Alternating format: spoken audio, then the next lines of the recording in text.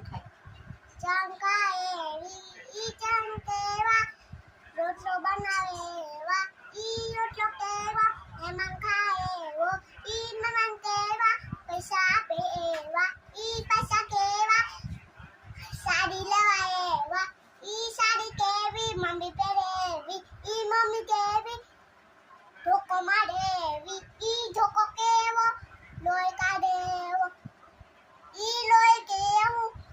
કાગડો પીવે એવો ઈ કાગડો કેવો આકાશમાં ઉડે એવો